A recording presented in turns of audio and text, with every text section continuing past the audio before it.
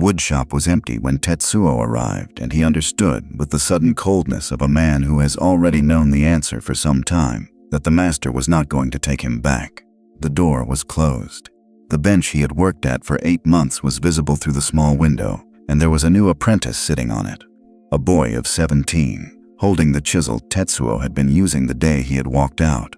He had walked out over nothing, a small correction, a flicker of heat in his chest, a few sharp words he could no longer remember, and the door closing behind him, and the cold morning that followed. He had told himself, as he had told himself many times in his 29 years, that he would find a better place. He had not found a better place. This was the 7th shop he had walked out of. Here is the thing no man wants to admit while he is still young enough to fix it. The reason you are not the man you wanted to be at 30 is not that you lack talent or luck or the right teacher. The reason is that you have been quitting things, small things, daily things, things no one else noticed, for so long that the quitting has become the only thing you can be counted on to finish. And the day you discover this is the only day from which the rest of your life can begin. Tetsuo walked through the village without seeing it. At the edge of the village, he sat down on a low stone wall. A traveler came down the road from the east, older, walking slowly, a wooden staff in his hand. He stopped at the well across from where Tetsuo sat, drew a bucket, and drank from a wooden cup. He did not look at Tetsuo, he drank. He reached into his robe and took out a small folded cloth. He unfolded it on the rim of the well. Inside were 7 dried plum. He ate them one at a time, slowly, with the patience of a man who had been eating exactly 7 dried plums at this hour, in some clearing or another, for so many years that the eating had become a thing he no longer thought about. Tetsuo could not look away. The old man finished. He wrapped the cloth. He drank one more cup of water. He looked for the first time at Tetsuo, 3 breaths of recognition, no pity, no judgment, and walked on. Tetsuo found himself following. He did not catch the old man. The road forked. He chose a road. He walked for a day. Toward evening, he came to a small inn, run by an old man whose face had been carved by 40 winters in the same village. The innkeeper looked at him as he came through the door. "You are looking for work?" "Yes, and you have been looking many times before." Tetsuo did not answer. The innkeeper brought him rice and tea. He sat across from him. When Tetsuo had finished, the old man reached into his robe and took out a folded paper, old at the edges, the creases dark from many openings. "A man passed through this village many years ago. He stayed one night. He paid for his room with this list, 7 habits. He had been keeping the list for 30 years. He said it was the only thing in his life that had not changed." He set the paper on the table. He pointed to the first line. Habit 1, rise before the sun. The day belongs to the man who stands inside it first. Most men wake into a day that has already begun without them. They are catching up from the moment their feet touch the floor. The man who rises before the sun has been inside his own life for an hour before any other man has begun to compete for it. He is not faster, he is not stronger. He is simply earlier, and the earliness comes a kind of head start no other man can take back. Tetsuo did not speak. Habit 2. Drink 1 cup of water before you speak. The first words a man speaks in a day decide the shape of his mouth for the rest of it. A man who speaks before he has steadied himself speaks from whatever the night left behind. Anger, worry, the small private bitterness most men carry into the morning. 1 cup of water, drunk slowly before the first word, gives the mouth a small chance to belong to the man instead of to the night. The innkeeper folded the paper. "There are 5 more. I will not show you tonight. You will sleep here. You will rise before the sun because I will not feed you if you do not. You will drink water before you speak to me.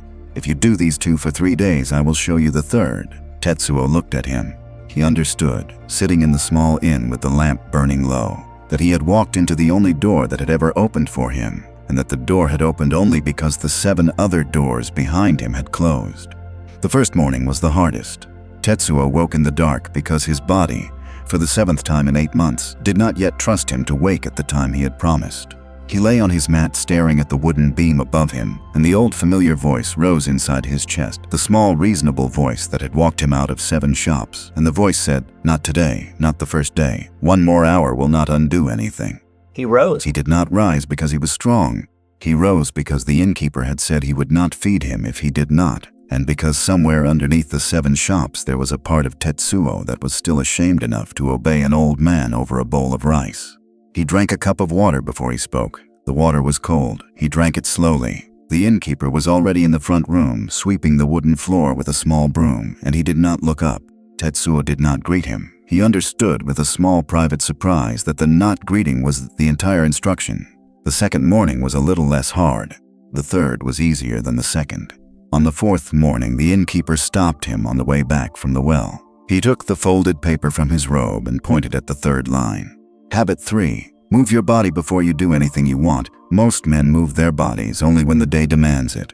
They are dragged into motion by work, by errands, by the small obligations of being alive. The body that is dragged becomes a body that resents the dragging.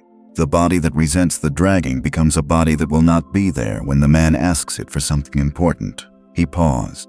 The traveler said, "Give the body something it does not have to do every morning before you give it anything it wants. A small stretch, a short walk, a bow toward the rising light. The act itself does not matter. What matters is that the body is moved before the body is rewarded, and the body over years learns that the man owns the body and not the other way." Tetsuo nodded slowly. He thought of every morning he had given his body whatever it had asked for. Warmth, a little more sleep, a small comfort.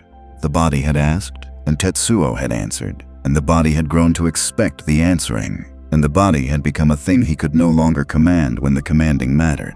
That morning he carried water from the well 3 times before he ate. The innkeeper did not comment. For 9 days, Tetsuo kept the first 3. He rose before the sun. He drank water before he spoke. He moved his body, small things, foolish things, before he allowed himself the breakfast he wanted. On the 10th morning, something changed. He did not notice it as it changed. He only noticed, climbing the path from the well with the bucket on his shoulder, that he had not, that morning, argued with himself once. The body had risen. The body had carried water. The body had not waited for permission. The voice that had walked him out of 7 shops was still inside him. He could feel it, but the voice had grown a little quieter. He told the innkeeper about it that evening. Habit 4. Eat the same simple meal once a day without complaint. This is the ones men resist most. It looks like the smallest. It is the largest. A man's relationship with his stomach is the relationship he will have with the rest of his desires. A stomach that demands variety is a man who will demand variety in every other part of his life. In his work, in his companions, in the kind of days he is willing to live. He will be hungry for new shops, new roads, new beginnings. He will be hungry for everything except the thing he is already standing inside. The innkeeper pushed a small bowl across the table. "You will eat this rice, a small piece of fish, a handful of pickled vegetables, the same bowl at the same hour every day. You will not say anything about it. You will not improve it. You will eat it the way a man eats something he has agreed in advance never to argue with again." Tetsuo looked at him. "How long until you stop noticing what is in the bowl? The day you stop noticing is the day the bowl has done its work." Tetsuo ate the bowl. It did not taste of anything yet, but he understood in the small movement of his hand from the bowl to his mouth that he had begun to do a thing his body did not want to do, and that this, all along, had been what the entire list had been for. A month passed, then a second, then a third. Tetsuo did not leave the inn. He had been waiting every morning for the small, familiar voice to rise inside him and announce that he had been there long enough, that the innkeeper was unfair, that some other village would suit him better. The voice did rise sometimes. It rose less often than it had in any shop he had worked before, and when it rose, he did not argue with it. He simply rose with it, drank his cup of water, ate his bowl in silence, and went to whatever work the innkeeper had set him. In the 4th month, the innkeeper unfolded the paper again. Habit 5. Finish one small thing before beginning a new one. You have been keeping the first 4. You have kept them long enough that they have begun to keep themselves. This is the time for the 5th. The 5th is the one that has been killing you. The other 4 prepare the body. The 5th changes the man. Tetsuo waited. You will choose one small thing today. Before the lamp burns out. It will not be a large thing. A large thing will let you fail, and the failure will let you leave. It will be a thing so small that you cannot honestly walk out of it. You will choose this thing tonight, and you will finish it. Not begin it. Finish it, and after you have finished it, you will choose another small thing tomorrow, and you will finish that. You will not begin a second thing before the first is finished. You will not allow yourself to." He paused. "This is how a man who quits 7 shops becomes a man who finishes. Not by promising to finish the 8th, by finishing the smallest possible thing today and then doing it again tomorrow, until the finishing is a thing his body remembers how to do." Tetsuo looked at the table. "What is small enough? You will know. Look around this room, pick something." Tetsuo looked. He saw a broken bowl on the shelf by the door. One of the inn's old bowls, cracked through the rim, set aside by the innkeeper many weeks before to be mended and never mended. "I will fix the bowl."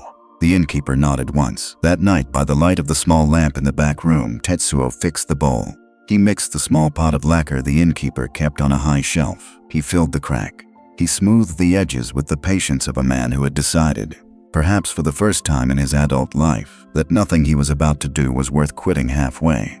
The lacquer had to be applied in 3 coats. Each coat had to dry. He waited, he applied the next, he waited, he applied the third. The bowl was finished sometime past midnight. He set it on the shelf by the door. He sat on the wooden step outside the inn for a long time afterward in the cold, watching his own breath rise. He understood, sitting in the dark, that he had just finished the first thing he had finished in 8 years. He did not weep. He did not need to. The next morning, he chose a smaller thing. The morning after, a smaller one still. By the end of the month, he had finished 31 small things, none of them visible to anyone but the innkeeper, and the man who had walked out of 7 shops was no longer a man Tetsuo could remember being. On the night of the 31st finishing, the innkeeper unfolded the paper once more. Habit 6. Sit alone for a quarter hour before sleep. This is the one that turns the other 5 from habits into a life. He paused. Most men go to sleep with the day's noise still inside them. The day's small grievances, the unfinished arguments, the fear of tomorrow's work. They lie down with all of it, and they sleep poorly and they wake into the same noise. And the noise becomes the texture of their existence. They never notice it. They have never known anything else. He looked at the lamp. A quarter hour before sleep, sitting alone without speaking, without doing anything, allows the day to settle. The noise drops. The body unclenches. The man who lies down afterward is not lying down with the day. He is lying down with himself. He told me when he gave me this list that this habit alone, kept for a year, will change a man's face. The face becomes the face of a man who has spent a quarter hour every night in his own company, and who has discovered slowly that his own company is not the empty room he had been afraid of. Tetsuo did not answer. He sat for a quarter hour that night before sleeping. He did not feel transformed.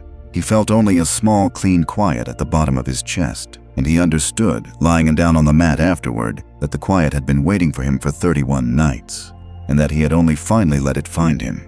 3 years passed at the inn. Tetsuo did not notice them as they passed. The work of the inn became the work of his hands. The bowl became the bowl of his mouth. The quarter hour at the end of the day became the place his mind returned to, the way a man returns, late in his life, to the small room of his childhood. In the 3rd winter, the innkeeper grew thin. He stopped sweeping the front room. He spent his afternoons sitting on the wooden step watching the road. He did not say what was wrong. Tetsuo did not ask.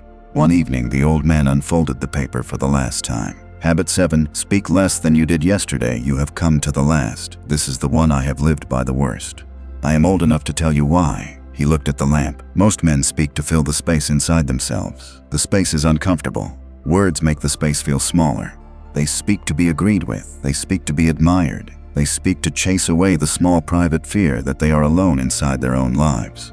A man who speaks less every day by even 1 sentence is a man who is learning to sit inside that space without filling it. He paused. You will not stop speaking. You will only speak less than you did the day before. 1 sentence less, 1 opinion less, 1 small attempt to be seen less. Over years, the speaking grows quieter. The man behind the speaking grows larger. And one day a man will sit beside you who has not been given the gift of these 7 habits. And he will not know why, but he will not want to leave. Tetsuo nodded once. The innkeeper folded the paper. He did not put it back in his robe. He pushed it across the table. It is yours now. I have kept it for 29 years. I have given the 7 to no one else. I have been waiting for a man who would not walk out before the 5th, and the man arrived 3 years ago and ate a bowl of rice he did not complain about. Tetsuo took the paper. He turned it over in his hands. There was a small mark on the back of the paper he had never noticed before. A single character, drawn in the same patient hand that had written the 7 lines on the front. He looked up at the innkeeper. Whose name is this? The innkeeper looked at it for a long moment. He signed it the morning he left. I learned the name later, in a different province, from a man who had once watched him spar in the rain with 2 wooden swords against 3 men at the same time. The name does not matter anymore. The list is what matters. The man who wrote the list is in the list. He has been in this inn for 29 years. He paused. Miyamoto Musashi, he said at once. The way men say names, they are not entirely sure they have the right to speak out loud. Tetsuo looked at the small character on the back of the paper. He understood in that moment why the old traveler at the well had eaten 7 dried plums. 7, 1 for each line. The traveler had not been showing him a meal. The traveler had been showing him the entire list in a clearing on a road without speaking a word. And Tetsuo had been on the receiving end of a teaching that had taken 3 years to begin and would take the rest of his life to finish. The innkeeper died that spring. Tetsuo buried him. He kept the inn open. He did not change the bowl. He did not change the hour the lamp was lit. He rose before the sun. He drank his water before he spoke. He moved his body. He ate his bowl in silence. He finished one small thing every day before beginning the next. He sat for a quarter hour before he slept. He spoke each day one small sentence less than he had spoken the day before. The men of the village began to come to him, not to drink, to sit, to eat the bowl, to be near a man whose face had become, slowly, the face the innkeeper had described, the face of a man who had spent a quarter hour every night in his own company. He did not give them the paper. He had become the paper. When a young man came to the inn one autumn afternoon, 26 years old, with the small bundle of his belongings and the particular set of shoulders Tetsuo recognized, Tetsuo did not give him the list either. He gave him rice. He gave him tea. He told him he could sit in the back room if he rose before the sun. The young man rose. The road begins where a man stops walking out of rooms. It does not end.